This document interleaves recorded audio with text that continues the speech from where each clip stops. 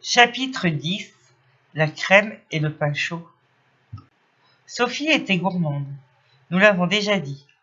Elle n'oubliait donc pas ce que sa bonne lui avait recommandé. Et un jour qu'elle avait peu déjeuné, parce qu'elle avait su que la fermière devait apporter quelque chose de bon et sa bonne, elle lui dit qu'elle avait faim. « Ah, bien, répondit la bonne, cela se trouve à merveille. La fermière vient de me faire cadeau d'un gros pot de crème et d'un pain bis tout frais. Je vais vous en faire manger. Vous verrez comme c'est bon. » Et elle apporta sur la table un pain tout chaud et un grand vase plein d'une crème épaisse excellente. Sophie se jeta dessus comme une affamée. Au moment même où la bonne lui disait de ne pas trop en manger, elle entendit la voix de la maman qui appelait « Lucie, Lucie !» C'était le nom de la bonne. Lucie courut tout de suite chez madame de Réan pour savoir ce qu'elle désirait. C'était pour lui dire de préparer et de commencer un ouvrage pour Sophie. Elle aurait bientôt 4 ans, dit madame de Réan, et il est temps qu'elle apprenne à travailler. Mais quel ouvrage, madame, veut-elle que fasse une enfant si jeune? Préparez-lui une serviette à ourler ou un mouchoir. La bonne ne répondit rien et sortit du salon d'assez mauvaise humeur. En entrant chez elle, elle vit Sophie qui mangeait encore. Le pot de crème était presque vide et il manquait un énorme morceau de pain. « Ah, mon Dieu !» s'écria-t-elle, tout en préparant un ourlet pour Sophie. « Vous allez vous rendre malade. Est-il possible que vous ayez avalé tout cela?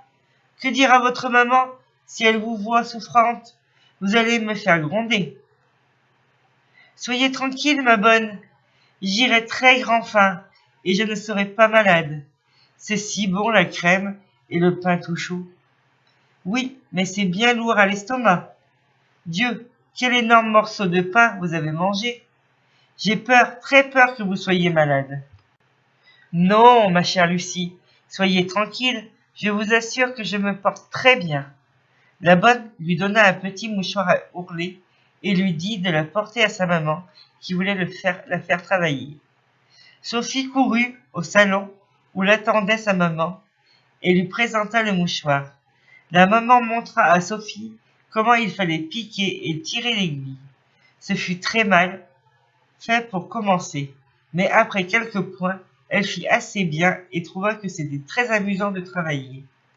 « Voulez-vous me permettre, maman, dit-elle, de montrer mon ouvrage à ma bonne? »« Oui, tu peux y aller, et ensuite tu reviendras ranger toutes tes affaires et jouer dans ta chambre. » Sophie courut chez sa bonne, qui fut fort étonnée de voir l'ourlet presque fini et si bien fait.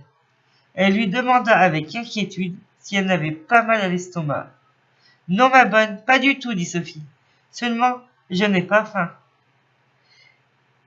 Je le crois bien après tout ce que vous avez mangé, mais retournez vite près de votre maman, de crainte qu'elle ne vous gronde. » Sophie retourna au salon, rangea toutes ses affaires et se mit à jouer. Tout en jouant, elle se sentit mal à l'aise. La crème et le pain chaud lui pesaient sur l'estomac. Elle avait mal à la tête. Elle s'assit sur sa petite chaise et resta sans bouger et les yeux fermés. La maman n'entendait plus de bruit, se retourna et vit Sophie, pâle et l'air souffrant. « Qu'as-tu, Sophie » dit-elle avec inquiétude. « Es-tu malade ?»« Je suis souffrante, maman, répondit-elle. J'ai mal à la tête. Depuis quand donc ? » ?»« Depuis que j'ai fini de ranger mon ouvrage. »« As-tu mangé quelque chose ?» Sophie hésita et répondit bien bas. « Non, maman, rien du tout. Je vois que tu mens. Je vais aller le demander à ta bonne qui me le dira. » La maman sortit et resta quelques minutes absente. Quand elle revint, elle avait l'air très fâchée. « Vous avez menti, mademoiselle. Votre bonne m'a avoué qu'elle vous avait donné du pain chaud et de la crème et que vous en aviez mangé comme une gloutonne. Tant pis pour vous, parce que vous allez être malade et que vous ne pourrez pas venir dîner demain chez votre tante d'Aubert avec votre cousin Paul. vous y auriez vu Camille et Madeleine de Fleurville. Mais au lieu de vous amuser et de courir dans les bois pour chercher des fraises, vous resterez toute seule à la maison et vous ne mangerez que de la soupe. Madame de Réan prit la main de Sophie, la trouva brûlante et l'emmena pour la faire coucher. Je vous défends, dit-elle à la bonne, de rien donner manger à Sophie jusqu'à demain.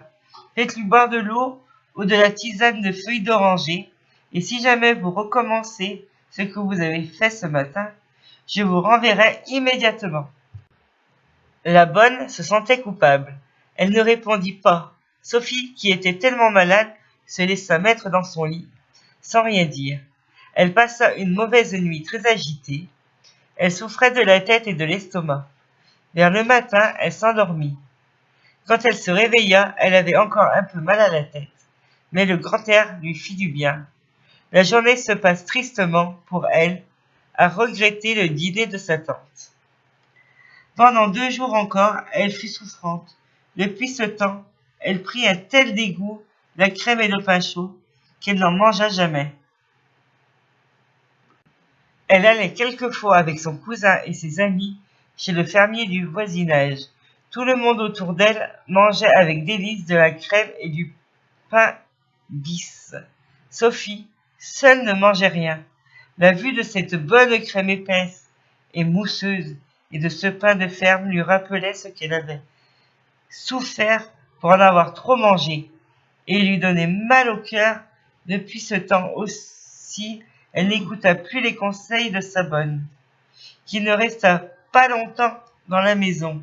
Madame de Réan, n'ayant plus confiance en elle, a pris une autre qui était très bonne, mais qui ne permettait jamais à Sophie de faire ce que sa maman lui défendait.